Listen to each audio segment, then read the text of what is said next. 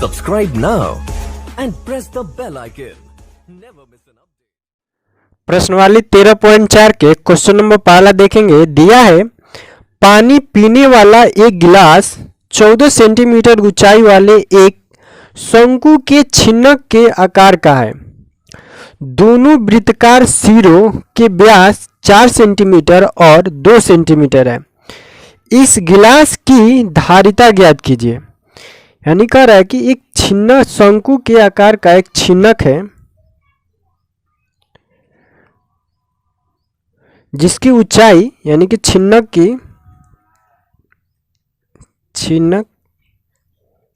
की ऊंचाई 14 सेंटीमीटर दिया है और दिया है कि दोनों वृत्ताकार सिरों के व्यास 4 सेंटीमीटर और 2 सेंटीमीटर है। यानी इसको R1 मान लेते हैं और इसको R2 मान लेते हैं। तो R1 यानी इसका D1 का मान जो दिया है आपको 2 सेंटीमीटर दिया है, तो इसका जो त्रिज्या होगा 1 सेंटीमीटर हो जाएगा। और D2 का मान जो 4 सेंटीमीटर दिया है, इसका जो त्रिज्या होगा 2 सेंटीमीटर हो जाएगा। अब कर रहा है कि इसका धारिता ज्ञात कीजिए। इसका आयतन हमको निकालना है। इसको आयतन निकालने के लिए यह शंकु का छिन्नक बना हुआ है, तो शंकु का जो आयतन होता है 1/3 पाई आर स्क्वायर एच। लेकिन उसमें जो शंकु होता है उसमें एक आर होता है, लेकिन इसमें 2 आर है। तो इसका जो होगा छिन्नक का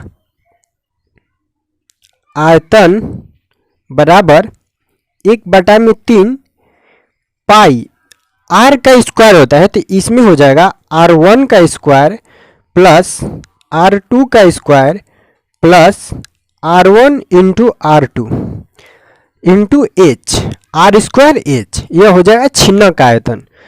तो अब इसमें इस सबका मान रखेंगे। 1/3 है तो 1/3 लिखेंगे। पाई का मान 22/7 गुणे। अब R1 का जो मान दिया है,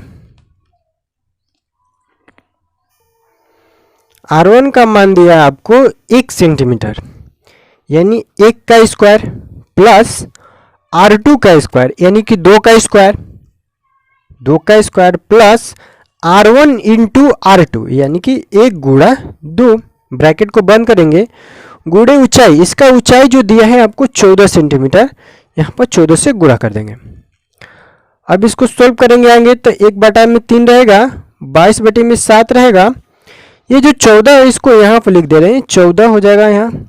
और 1 का स्क्वायर करेंगे तो 1 प्लस 2 का स्क्वायर करेंगे तो 4 प्लस 2 गुणा 1 करेंगे तो 2, इतना मिल जाएगा। अब क्या करेंगे कि 1/3 गुणे 22/7 गुणे 14 गुणे 2 4 6 और 1 7, और 7 से 7 को कटा देंगे तो बच जाएगा 22 गुणे 14/3, यानी कि 22 गुणे 14/3। अब इसको जब गुणा करेंगे आपस में तो 14 दूना के 28, हासिल 2 लग जाएगा, और 14 दूना के 28 और 2 30, यानी 308/3। अब इसको भाग देंगे तो 1 0 2 यानी कि 3 एकम 3, 0 के 0 और 3 दूना के 6, बच जाएगा 2 यानी कि 2/3, यानी कि 102.2/3 आयतन है। तो सेंटीमीटर क्यूब, यानी कि जो गिलास का जो आयतन होगा 102.2/3 सेंटीमीटर क्यूब, ये आपका आंसर हो जाएगा। तो अगला सवाल देखते हैं। इसका क्वेश्चन नंबर दूसरा देखेंगे। प्रश्नवाली 13.4 का क्वेश्चन नंबर दूसरा देखेंगे। दिया है एक शंकु के छिन्नक की तिर्यक ऊंचाई 4 सेंटीमीटर है तथा इसके वृत्तीय सिरों के परिमाप 18 सेंटीमीटर और 6 सेंटीमीटर है। इस छिन्नक का वक्र पृष्ठीय क्षेत्रफल ज्ञात कीजिए। यानी कि एक शंकु का बना छिन्नक है,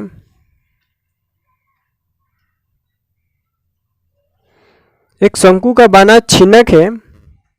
इसका जो तिर्यक ऊंचाई दिया है एल का जो मान दिया तिर्यक ऊंचाई आपको 4 सेंटीमीटर दिया है। तो 4 सेंटीमीटर लिखेंगे। और कह रहा है इसके वृत्तीय सिरों के परिमाप, यानी कि ये वाला उसका वृत्तीय सिरा, एक नीचे वाला, यानी टोटल दो का मान दिया है 18 और 6। छोटे वाला का छोटा हो जाएगा, बड़े वाला के लिए बड़ा, यानी कि 2 वो परिधि दिया है। इससे हमको परिधि के सहायता से इसका त्रिज्या निकालना है। तो लिखेंगे पहला, बड़े वाले वृत्तीय सिरों का परिधि, इसमें R1 का यूज करेंगे तो हो जाएगा 2 पाई R1। वृत्त का परिधि होता है 2 पाई R, तो इसलिए 2 को इसमें आ रहेगा, तो इसलिए R1 लिखे हैं। और जो बड़े वाला वृत्त का मान दिया है परिधि का 18 सेंटीमीटर, तो बराबर में 18 लिख देंगे। इसको 2 से कटाएंगे तो 9 हल में कट जाएगा, बच जाएगा R1 बराबर 9 बटा में पाई। पाई इधर गुणा में है, इधर आएगा तो भागा में हो जाएगा। यह आपका R1 का मान निकल गया। इसी तरह हम इसका R2 का मान निकालेंगे। R2 का मान निकालेंगे, यह आपका R1 हो गया, R1 हो गया। तो लिखेंगे दूसरा, छोटे वाले वृत्तीय सिरों का परिधि बराबर 2 पाई R2, और 2 पाई R2 का जो मान होगा आपको दिया है छोटे वाले के लिए 6 सेंटीमीटर, तो यहाँ पर 6 सेंटीमीटर लिख देंगे। और इसको कटाएंगे 2 से तो 3 हल में कट जाएगा, यानी कि R2 का जो मान आएगा, पाई यहाँ पर इंटू में है, इधर आएगा तो बटे में हो जाएगा 3 बटा में पाई। ठीक है। अब हमको इस जो आपका छिन्नक का जो वस्तु है, इसका हमको पृष्ठीय क्षेत्रफल निकालना है। यह शंकु का छिन्नक है, तो जो शंकु का आपको पृष्ठीय क्षेत्रफल होता है, पृष्ठीय क्षेत्रफल होता है पाई आर एल, यानी पाई लिखेंगे लेकिन आर इसमें 2 को आ जाता है, तो इसमें लिखेंगे R1 plus R2 into L, यानी कि पाई आर एल हो गया। अब इसका मान रखेंगे, R1 का मान यहाँ से देखेंगे तो 9 बटा में पाई आया, और R2 का मान 3 बटा में पाई, तो यहाँ पाई को पाई रखेंगे, R1 का मान रखेंगे 9 बटा में पाई, प्लस R2 का मान रखेंगे 3 बटा में पाई, इंटू डी का जो एल जो दिया है आपको, त्रियक ऊंचाई आपको 4 सेंटीमीटर दिया है, तो यहाँ पर 4 से गुणा कर देंगे। अब क्या करेंगे कि इसमें से दोनों का एलसीएम ले लेंगे, पाई को पाई रखेंगे, जब इसका एलसीएम लेंगे तो दोनों पाई है तो इसका एलसीएम पाई हो जाएगा, और 9 और 3 जोड़ देंगे तो इसको 12 हो जाएगा, और गुणे 4, और पाई से पाई को कटा देंगे यहाँ पर, तो बच जाएगा 12 गुणे 4, और 12 से 4 से गुणा करेंगे तो 48 सेंटीमीटर स्क्वायर, यानी जो आपका शंकु का छिन्नक जो बना है उसका जो पृष्ठीय क्षेत्रफल होगा 48 सेंटीमीटर स्क्वायर, ये आपका आंसर हो जाएगा। अगला क्वेश्चन नंबर देखते हैं इसका। प्रश्नवाली 13.4 का क्वेश्चन नंबर तीसरा देखेंगे। दिया है एक तुर्की टोपी शंकु के एक छिन्नक के आकार की है, यदि इसके खुले सिरों की त्रिज्या 10 सेंटीमीटर है, ऊपरी सिरे की त्रिज्या 4 सेंटीमीटर है, और टोपी की त्रियक ऊंचाई 15 सेंटीमीटर है, तो इसके बनाने में प्रयुक्त पदार्थ का क्षेत्रफल ज्ञात कीजिए। इसका चित्र बनाकर देखते हैं पहले।